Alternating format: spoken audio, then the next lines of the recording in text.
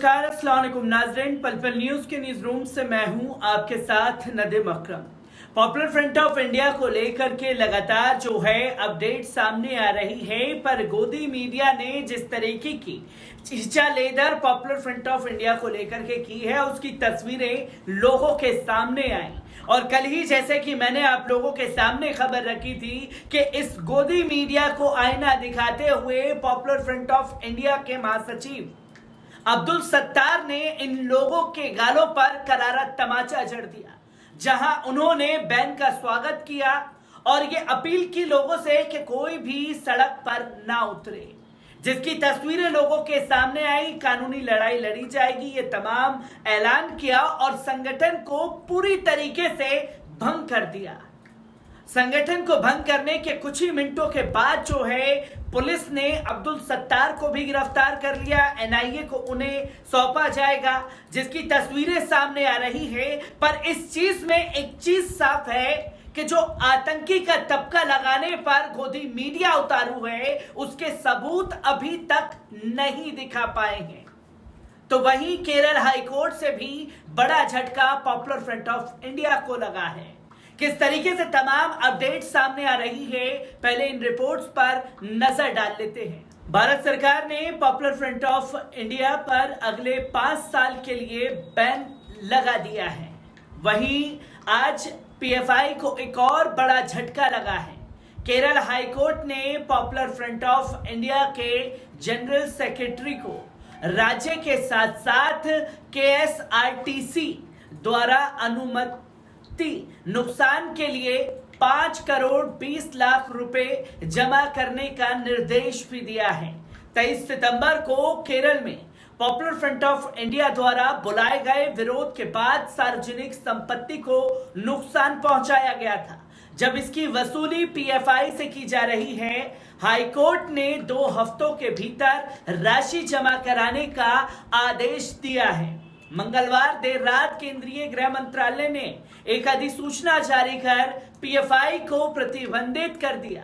गृह मंत्रालय की अधिसूचना में कहा गया कि पीएफआई के कुछ संस्थापक सदस्य students Islamic movement of India के नेता हैं। जमातुल मुजाहिदीन बांग्लादेश से इसके संबंध हैं। सिमी और जेएमबी दोनों ही प्रतिबंधित संगठन हैं। अधिसूचना में आगे कहा गया कि Islamic state of Iraq and Syria जैसे आतंकी संगठनों के साथ पीएफआई के संबंधों के कई मामले सामने आए हैं।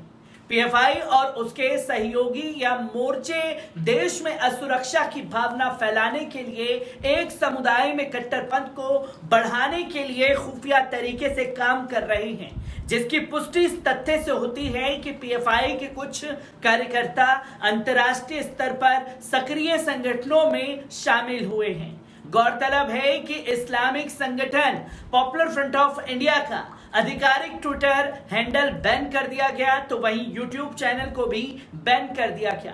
भारत सरकार द्वारा संगठन को प्रतिबंधित किए जाने के बाद ट्विटर ने ये कार्रवाई की है। ट्विटर ने लिखा है कि कानूनी मांग के जवाब में भारत में पॉपुलर फ्रंट ऑफ इंडिया के ऑफिशियल खाते को रोक दिया गया है।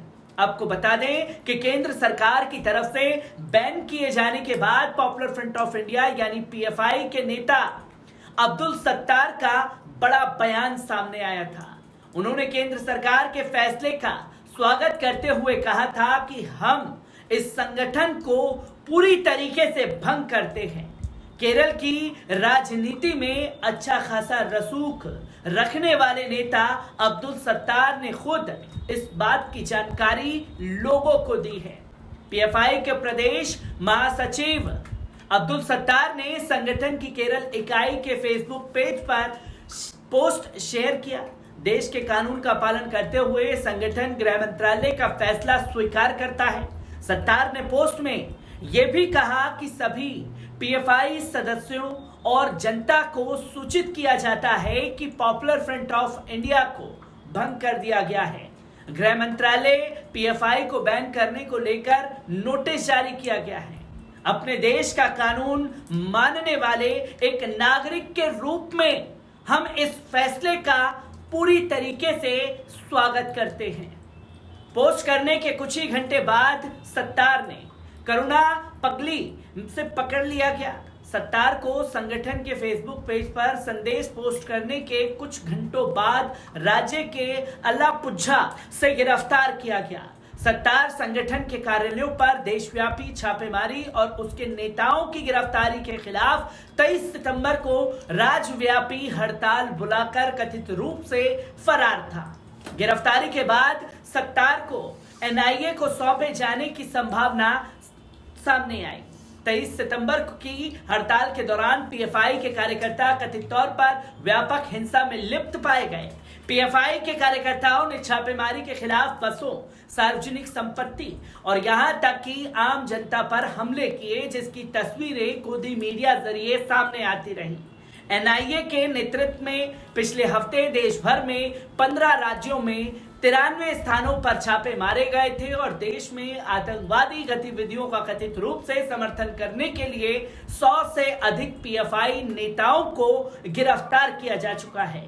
इसी के साथ पॉपुलर फ्रंट ऑफ इंडिया का आधिकारिक ट्विटर हैंडल भी पूरी तरीके से बैन कर दिया गया है, जिसकी तस्वीरें लोगों के सामने आई और संगठन को प्रतिबंधित किए जाने के बाद ट्विटर ने यह कार्रवाई जो है पॉपुलर फ्रंट ऑफ इंडिया के ऊपर की। और सिर्फ पॉपुलर फ्रंट ऑफ इंडिया के ऊपर ट्विटर ने ही नहीं बल्कि यूट्यूब ने भी यह बड़ी कार्रवाई की और पॉपुलर फ्रंट ऑफ इंडिया के चैनल को पूरी तरीके से बैन कर दिया गया। जहां बैन के आदेश जारी किया गया था, गृह मंत्रालय ने गैरकानूनी तरीके से गतिविधि अधिनियम के तहत पीएफआई को देश में प्रतिबंधित कर दिया, जिसकी तस्वीरें लोगों के सामने आई।